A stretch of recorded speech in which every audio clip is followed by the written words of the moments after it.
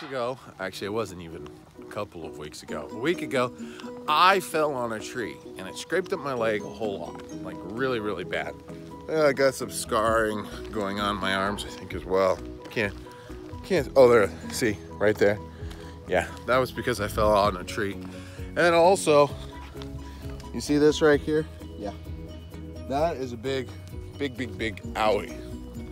And what's really interesting is that the body is rather unique, because the body decided, oh no, we gotta put a layer, we gotta seal this whole thing up. So it started to scab over.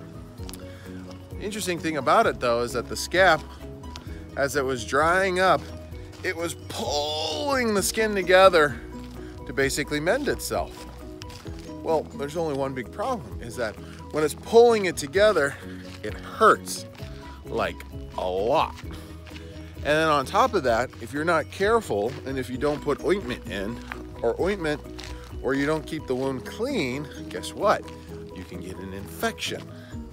And if you get an infection, well, and the end result, you might lose your limb. Thankfully, that did not happen with me. But it's really interesting that this go around with this specific wound, I was actually paying attention a lot to it. I was like, you know, that's a lot like our relationships with each other. A lot of times in a relationship, we may say or we may do something that the other person doesn't like. And so it's a lot like that scrape, you know, that scratch. And what will happen is if we don't take the proper attention and actually express what is going on, and if you don't take care of the disagreement or the action or whatever it could be, it eventually could turn into an infection and then the removal of the appendage or the removal of that friendship. So I guess what I'm trying to say is be nice to everyone.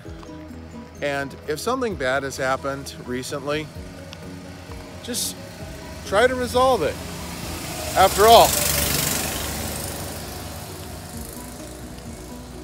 that person might be family, and you'll have to see them at Thanksgiving.